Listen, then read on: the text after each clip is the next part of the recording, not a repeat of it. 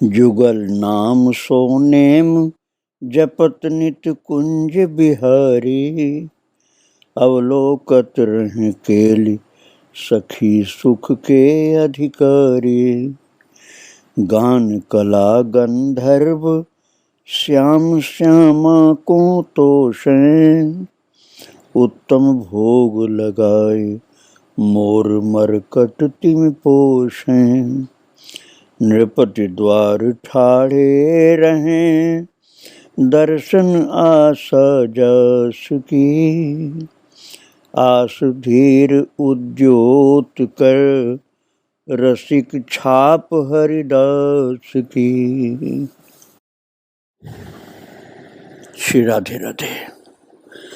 भक्तों, प्रभु के प्यारे जो भक्त हैं, जो महान संत हैं, उनको भगवान के संबंध से ही भक्त लोग अपना मानते हैं। अर्थात संतों को अपना मानना ये भक्ति का ही एक लक्षण होता है।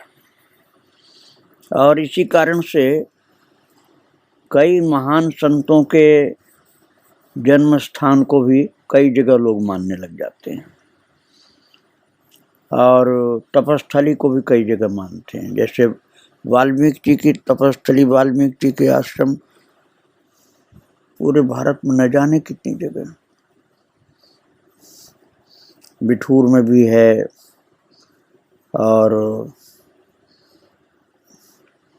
आप इलाहाबाद से जब चलेंगे हंडिया के पास में है, बनारस की तरफ चलेंगे तो हंडिया के पास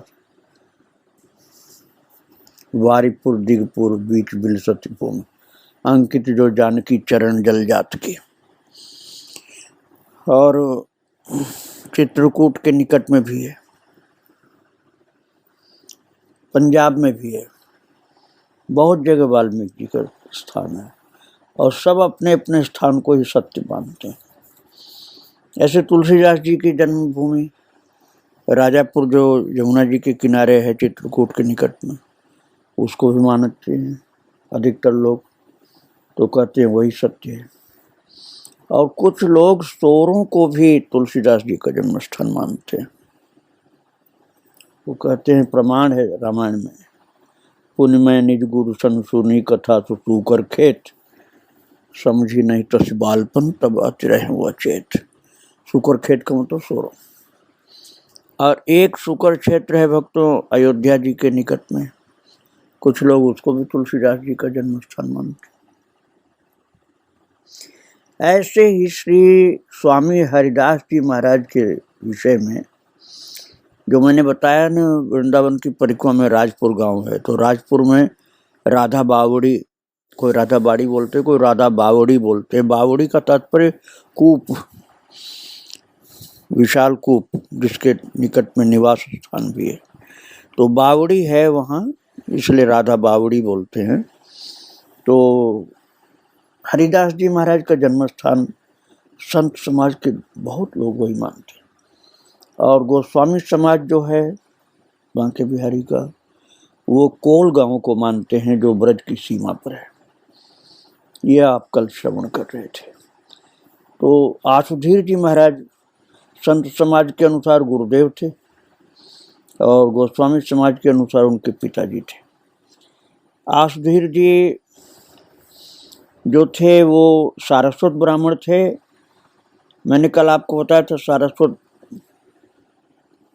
गुजरात में भी सरस्वती नदी है, इसलिए वहाँ के भी माने जा सकते हैं।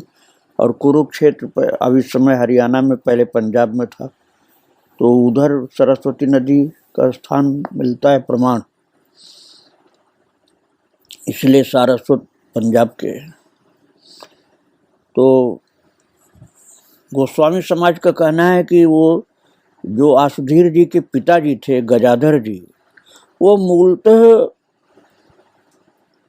उस समय पंजाब जो था ना, मुल्तान तक था, जो आज पाकिस्तान है वहाँ तक पंजाब था, तो वो मुल्तान के निवासी थे, पंजाब के निवासी थे आसुधीर जी के पिताजी। किंतु ब्रज प्रेम के वशीभूत वो ब्रज की सीमा पर आकर बस गए थे। और उन्हीं आसुधीर जी के सुपुत्र का नामकरण हरिदास हुआ, बाद में स्वामी हरिदास जी कहलाए। और इन्हीं हरिदास जी के अनुज श्री जगन्नाथ जी और श्री गोविंद जी का भी जन्म हुआ था कोलगांव में। मैंने उनके वंश की बात आपको सुनाई। और महाराज रसशेखर श्री स्वामी हरिदास जी महाराज गर्ग गोत्री सारस्वत कुल के अनमोल रत्न थे। सारस्वत ब्राह्मणों में भी गोत्र के अनुसार गर्ग गोत्र के थे, और अन्य गोत्रों के आदि ऋषियों की चर्चा भी कई लोग करते हैं, लेकिन ये गर्ग गोत्र के थे सारस्वत। और द्वापर के अंत में पूजनीय श्री गर्गाचार्य जी महाराज, गर्गाचार्य जी जो थे, निरंतर साधना काल रहने का कारण महाराज बहुत साधना किए थे, तो अर्बुद नामक पर्वत पर चले गए थे। इन्हीं के नाम से गोत्रित गर्ग गोत्री जो सारस्वत ब्राह्मण थे, वे बहुत प्रसिद्ध हुए, बहुत उनका सम्मान होता था। और इसी कुल में एक कर्णदेव नाम के महाराज हुए थे। कर्णदेव जी पंजाब, जो पाकिस्तान से संबंधित है, उस पंजाब में चरणोदक नामक ग्राम में अपनी धर्मपत्नी और एकमात्र पुत्र श्री विष्णुदेव जी के साथ सुखमय जीवन व्यतीत कर रहे थे। जब विष्णु जी सिर्फ 12 वर्ष के थे, तो एकाएक कर्णदेव जी महाराज चिर निद्रा में लीन हो गए।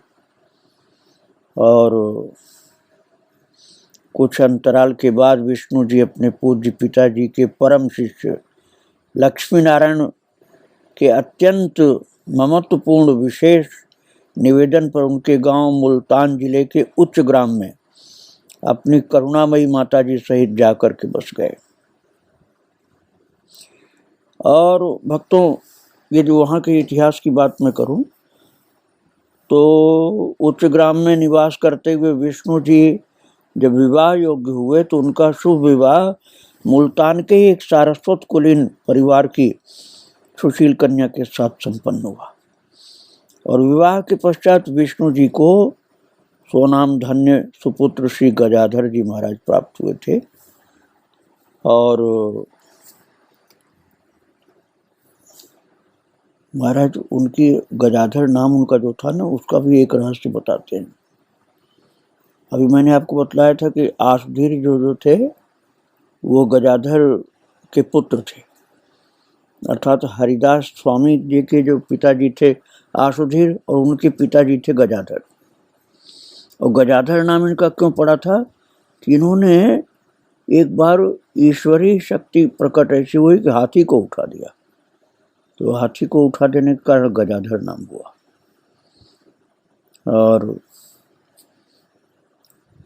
सियालकोट, जो पाकिस्तान में शायद पड़ता है सियालकोट, वहाँ के थे नरोत्तम मिश्र जी, उनकी पुत्री से संबंध इनका हुआ था। और 5 गांव माफी में दिए गए थे। ऐसे बहुत सारे इतिहास मिलते हैं इनके। और आसुधीर जी महाराज का जन्म तो यहाँ हुआ था, और इसके बाद फिर आसुधीर जी महाराज की जो धर्मपत्नी थी गंगा देवी, उनके बेटे बने थे हरिदास जी महाराज। एक और बात भी है भक्तों की, हरिदासपुर है अलीगढ़ में, अब वो हरिदासपुर नाम से हो गया, एक टीले पर जहाँ ये निवास करते थे। और भगवान शंकर जी की आराधना इन लोगों ने किया था, इसलिए वहाँ भूत भवन भोलेनाथ खेरेश्वर, वो टीले के नाते खेरेश्वर कराए वो। और मेला भी लगता है वहाँ, उसको लक्खी मेला बोलते हैं। और गजाधर जी के परिवार को लोग वहीं का मानते हैं। तो ऐसा भी वहाँ प्रसिद्ध है कि ललिता महारानी जी ही सुपुत्र रूप में प्रकट होकर के जो हरिदास जी महाराज के रूप से विख्यात हुई थी। तो ललिता, आप एक तो राधा रानी की सखी आप समझ लीजिए, और दूसरे ललिता महारानी का भी नाम वहाँ लिया जाता है हरिदासपुर में। वो ललिता देवी का नाम मानते हैं और वृंदावन में ललिता सखी के रूप में माना जाता है। मैं इस विषय में ज़्यादा आपको नहीं आगे ले जाना चाहता हूँ, वंश की चर्चा बहुत अधिक है। एक बार भगवान शंकर जी ने ही स्वयं कह दिया था आसुधीर जी को कि जो आपका बेटा हरिदास है ना, ये ललिता का अवतार है, इस बात को ध्यान रखना। तभी से बात प्रसिद्ध हो गई थी कि ललिता जी के अवतार है। और वृंदावन की अनन्य उपासना में बिहारी जी ही पुरुष हैं और सब सखियाँ माने जाते हैं। सखी भाव के अनुसार ये बात मानी जाती है। तो लीला में सही भगवान शंकर जी ने भी हरिदास जी से दीक्षा ली थी और हरिदास जी की जय जयकार किया था, और शिव जी ने इनको गुरुदेव कहा था, जबकि शिव जी महाराज सबके गुरु हैं, लेकिन हरिदास जी का इतना सम्मान किया गया था। भक्तों, हरिदास जी जो ब्रज की सीमा पर कोल गांव में थे, वहाँ जो टीला था उसकी बात मैंने आपको बताया, हरिदासपुर नाम रख दिया गया, जहाँ अधिक बैठते थे। और एक दिन हरिदास जी अपनी मित्र मंडली के साथ अपने गांव के मार्ग पर खेल रहे थे। अचानक देखा कि सामने से 4 व्यक्ति किसी को अपने कंधों पर उठाकर अज्ञात दिशा की ओर लेकर के जा रहे हैं। तो हरिदास जी ने कौतुकवश उन्हें रोककर पूछा कि ये कौन है और आप इनको कहाँ ले जा रहे हैं? तो उन लोगों ने कहा कि यहाँ के राजा के पुत्र हैं और असमय ही काल कवलित हो गए हैं, अब इन्हें हम नदी पर ले जा रहे हैं, अंतिम संस्कार वहाँ होगा। तो ये सुनते ही बालक हरिदास दुखी हो गए। छोटे से थे उस समय हरिदास जी, क्योंकि वो दुखी होने का कारण ये था कि वो बच्चा जो था, जो मर गया था, उसको अपना मित्र मानते थे। तो बोले कि तुरंत इसको नीचे जमीन पर रखो। और जब जमीन पर रख दिया वो शव को, तो वो हरिदास जी महाराज तुरंत उसको जा करके बड़े प्यार से स्पर्श करके बोले, अरे उठो मित्र, क्या आज खेलने नहीं चलोगे? देखो तुम्हारी मित्र मंडली तुम्हारे इंतजार में खड़ी है। तो हरिदास जी के मुखार बिंद से यह शब्द जो ही प्रकट हुआ, उसी समय युवराज जो था मरा हुआ, उठकर खड़ा हो गया और हरिदास जी से गले मिलकर के बोले, चले चलें चलें, हम लोग खेलने चले। उसको भूल गया कि वो मर गया था, ये बात उसको मालूम भी नहीं हो पाई। और जो लोग लेकर जा रहे थे वो उनको आश्चर्य हुआ कि तो जिंदा हो गया। तो प्राण दान इस प्रकार से किया था हरिदास जी ने उस युवराज को। और जब हाल ये राजा ने सुना कि उनका बेटा जिंदा हो गया और कृपा करने वाले हैं बालक हरिदास, तो राजा पूरे परिवार के साथ आसुधीर जी के घर गए। आसुधीर जी अर्थात हरिदास जी के पिताजी के पास, और बालक हरिदास के चरण पकड़ लिए। जब आसुधीर जी को सब मालूम हुआ तो वो भी आश्चर्य करने लगे कि मेरा बेटा जो है, ऐसी व्यक्ति विशेष के अंदर विलक्षण शक्ति है, मेरे बेटे के अंदर ऐसी विलक्षण शक्ति कहाँ से प्रकट हुई? भक्तों, जिस राजा का बेटा मरा हुआ जिंदा हो गया था, वो तो बहुत प्रसन्न थे। उन्होंने अपनी रियासत के 5 प्रमुख गांव हरिदास जी को, अर्थात हरिदास जी को पिताजी को दान में दे दिया। आसुधीर जी को, आसुधीर जी ने मना भी किया कि हम क्या करेंगे 5 गांव लेकर। बोले नहीं, ये 5 गांव आपको हम दान में दे रहे हैं। तो इन्हीं गांवों में से श्री हरिदास जी की जन्मस्थली हरिदासपुर भी है और वो हरिदासपुर के नाम से विख्यात हुई, क्योंकि हरिदास जी के ही चमत्कार से वो दान में मिला था गांव। और हरिदास जी का मुंडन संस्कार कराने के बाद आसुधीर जी एवं गंगा देवी ने उनका शुभ यज्ञोपवीत संस्कार कराया और यज्ञोपवीत उत्सव में हरिदास जी ने अपने पूज्य पिताजी से दीक्षा ली, अर्थात इनके गुरुदेव भी यही हो गए। अब इस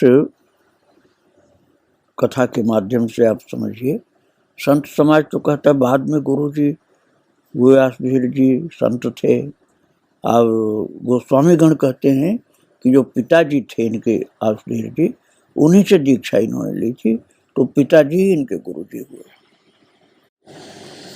तो भक्तों, श्री हरिदास जी ने यज्ञोपवीत के समय में अपने पूज्य पिताजी से दीक्षा ली थी, किंतु यज्ञोपवीत के पहले ये चर्चा होने लगी कि हरिदास जी तो ललितावतारी हैं, विलक्षण हैं, शिव जी के गुरु हैं, फिर भला इन्हें कौन दीक्षा दे सकता है। बड़े बड़े विद्वान हरिदास जी को दीक्षा देने में असमर्थ हो गए थे। तब हरिदास जी ने अपने पिताजी से कहा था कि पुत्र के लिए पिता से योग्य गुरु कौन हो सकता है, इसलिए आप ही दीक्षा दे करके सांसारिक और संस्कार का ये कार्य संपादित करें। और पुत्र की ऐसी उत्तम भावना आसुधीर जी के हृदय में बैठ गई और जनेऊ होने पर आसुधीर जी ने हरिदास जी को तब दीक्षा प्रदान की थी। और यज्ञोपवीत संस्कार के संपन्न हो जाने पर आसुधीर जी एवं जो हरिदास जी की माँ थी गंगा देवी, इनके विवाह की तैयारी करने लगी। आसुधीर जी के प्रथम पुत्र थे हरिदास जी महाराज, किंतु बड़े वीतराग स्वभाव के थे, वैरागी थे, बिल्कुल भगवान की उपासना में ही लगे रहते थे, संसार का ध्यान इनको रहता नहीं था। इसीलिए विवाह की शीघ्रता घर के लोग कर रहे थे कि ये कहीं वैरागी हो गया तो ठीक नहीं होगा, घर में इसको रखना है, इसलिए विवाह करने की जल्दी थी इन लोगों को, कहीं संत न बन जाए तो इसका विवाह जल्दी करो। माता पिता को तो यही ध्यान था भक्तों। तो पाणी ग्रहण संस्कार इनका अलीगढ़ के प्रतिष्ठित सारस्वत परिवार की एक विदुषी कन्या हरिमिति के साथ हुआ और पूज्य पिताजी की आज्ञा अनुसार हरिदास जी ने विवाह तो कर लिया, परंतु विवाह के उपरांत घर की देहली के अंदर पांव भी नहीं रखा। हरिदास जी ने हरिमिति जी को तो घर में प्रवेश करा दिया, किंतु स्वयं आसुधीर जी के चरण पकड़कर अपने आराध्य की निकुंज उपासना करने के लिए वृंदावन जाने की आज्ञा मांगते हुए कहने लगे, पिताजी महाराज, आपके निर्देशानुसार हमने विवाह कर लिया, अब आप हमारी भावना की पूर्ति हेतु हमें वृंदावन जा करके नित्य विहार श्री श्यामा श्याम जी की आराधना करने की आज्ञा प्रदान करें। तो महाराज आसुधीर जी बहुत विवश हो गए कि लड़का तो बहुत बैरागी है, रुकेगा नहीं। तो हरि चिंतन के मार्ग में सहायक बनते हुए हरिदास जी को वृंदावन प्रस्थान करने की आज्ञा उनको देनी पड़ी। और गुरु पितुमात की आज्ञा लेकर के हरिदास जी ने लकुटी, गुदड़ी, करुआ, कोपिन और तानपुरा संभाल लिया और श्रीधाम वृंदावन की तरफ आप आने लगे, अर्थात वृंदावन के लिए प्रस्थान कर दिया। हरिदास जी अपने जन्मभूमि से वृंदावन के लिए चल पड़े। महाराज ये सुनते ही जो जिससे विवाह हुआ था जिस कन्या से, हरिमिति, वो अपने सास ससुर की आज्ञा मांगते हुए कहने लगी कि आप तो विज्ञ हैं, जानते हैं कि पत्नी का निवास तो पति परमेश्वर के चरणों में होता है, सो मुझे भी प्राणनाथ के साथ वृंदावन जाने की आज्ञा दें। उनकी ये भावना देख आसुधीर जी और गंगा देवी पुत्र वधू को कर्तव्य पालन के लिए वृंदावन जाने की आज्ञा दे दी। और सास ससुर की आज्ञा प्राप्त होते ही हरिमिति जी हरिदास जी के पीछे पीछे वृंदावन के लिए चल पड़ी। आगे आगे श्री हरिदास जी हर मिलन की परिकल्पना सजाए हुए चल रहे थे और पीछे पीछे कर्तव्य पालन के लिए हरिमिति जी चल रही थी, क्योंकि वो अपने प्रियतम अपने स्वामी को छोड़कर कहाँ जाती। वास्तव में प्रभु का प्रेम अति आनंद प्रदाता है, तभी तो समस्त सांसारिक सुखों का परित्याग करके हरिदास जी अपने घर परिवार को छोड़कर प्रभु से मिलने के लिए वृंदावन चले आ रहे हैं। और धन्य है हरिमिति जी, जो हरिदास जी को प्राणेश्वर के रूप में प्राप्त कर पत्नी का कर्तव्य पालन करते हुए पीछे पीछे चल रही थी। चलते चलते जब वृंदावन अत्यंत निकट आ गया और हरिमिति जी ने देखा कि प्राणनाथ शीघ्र ही सघन कुंजों के मध्य अलोप हो जाएंगे, तो पीछे से हरिदास जी के आगे आ गई और चरण पकड़ करके कहने लगी, प्राणनाथ प्राणनाथ, धर्म पत्नी का एकमात्र कर्तव्य पति परमेश्वर की आज्ञा पूर्ति है और अर्धांगिनी के लिए पति के चरणों का वास सर्वोपरि है। फिर आप स्वयं सुविज्ञ हैं, अतएव मेरे योग्य जो आदेश हो सो देवें। भक्तों, हरिमिति जी के ऐसे भाव भरे वचन सुन करके हरिदास जी बोले कि अर्धांगिनी तो पति के प्रत्येक कार्य में सहायक सिद्ध होती है, बाधक नहीं होती है। हरिदास जी के ये वाक्य प्रेरणा स्रोत बन गए और वहीं खड़े खड़े हरिमिति जी ने अपने हाथ में पहने हुए लाख की चूड़ियों की ओर देखते हुए कहा, हे अग्निदेव, यदि मैंने किंचित मात्र भी अपने सतीत्व का पालन किया है तो आप इसी समय प्रज्वलित हो मेरे स्वामी जी की लक्ष्य पूर्ति संभव करें। और हरिमिति जी के वचन पूर्ण होते ही लाख की चूड़ियों में से अग्निदेव प्रज्वलित हो उठे और हरिमिति जी को अंतर में ही समाविष्ट होकर के शांत हो गए, अर्थात हरिमिति जी समाधिस्थ हो गई। और वो स्थल जहाँ पर हरिमिति जी समाधि ली, आज भी श्री राम वृंदावन में विद्यापीठ चौराहा पर सती हरिमिति जी की समाधि के रूप में स्थित है। विद्यापीठ चौराहे पर अब जब जाएं, किसी दुकानदार से, पुराने व्यक्ति से पूछेंगे हरिमिति जी की समाधि, तब आपको दर्शन मिल सकता है। महाराज कितनी महान थी वो। और तभी से हरिदास जी के वंशजों की बहुओं के लिए लाख की चूड़ी पहनना वर्जित हो गया, कि इससे अग्नि प्रकट हो गई थी, जिससे हरिमिति जी की समाधि बन गई। और इस लीला को भी प्रभु लीला मानकर हरिदास जी निकुंजों के मध्य छिपकर अपने आराध्य को प्यार करने लगे, सेवा करने लगे और संगीत की विविध राग रागिनियों के द्वारा नित्य विहार श्री श्यामा श्याम को रुझाने लगे। हरिदास जी ने प्रभु उपासना में परंपरागत धारा से विरत एक नवीन अनन्य रसमार्ग सखी संप्रदाय का प्रवर्तन किया तथा प्रभु की निकुंज उपासना प्रारंभ की। भक्तों,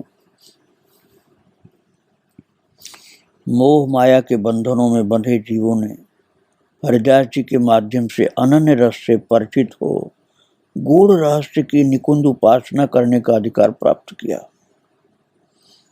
और हरिदास जी इस धराधाम पर अवतरित होकर के इस महान लक्ष्य की पूर्ति के लिए आगे बढ़े।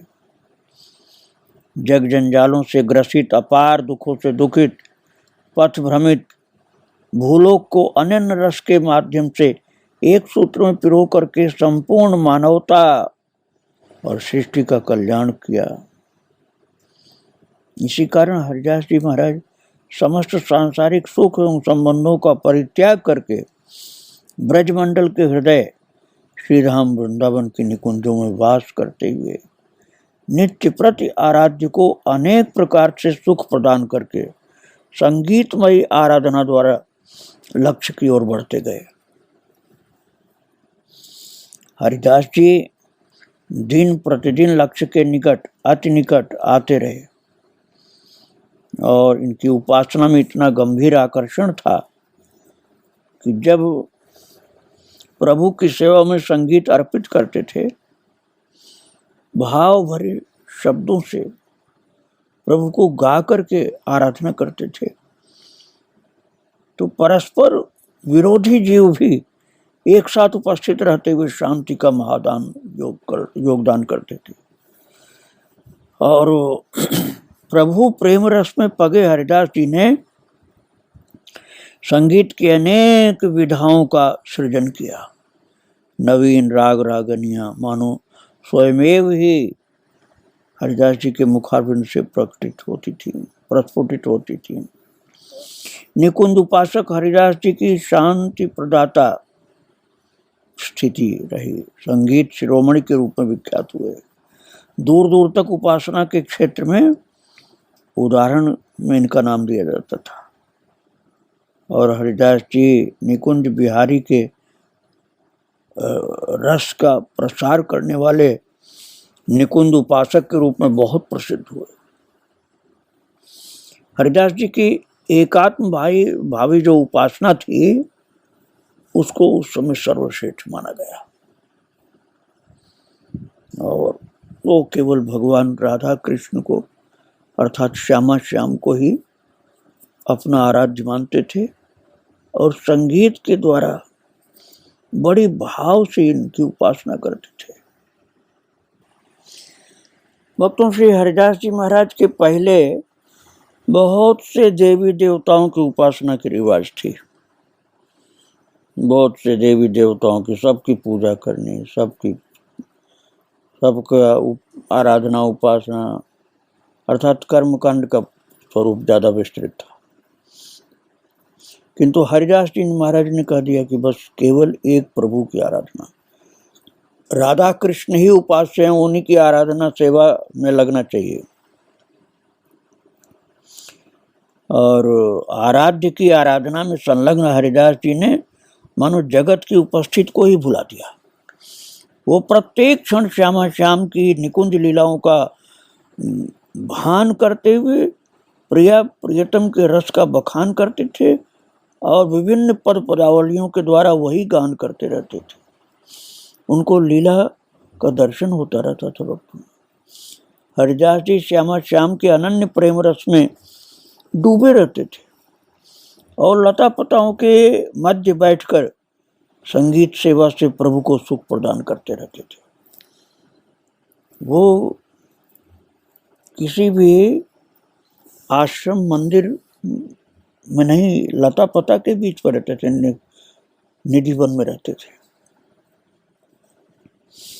और हरिदास जी के श्यामा श्याम के अनन्य प्रेम रस में आकंठ डूबे लता पताओं के मध्य बैठकर संगीत सेवा से प्रभु को सुख मिलता था। जो गान करते थे उससे भगवान को बहुत सुख मिलता था।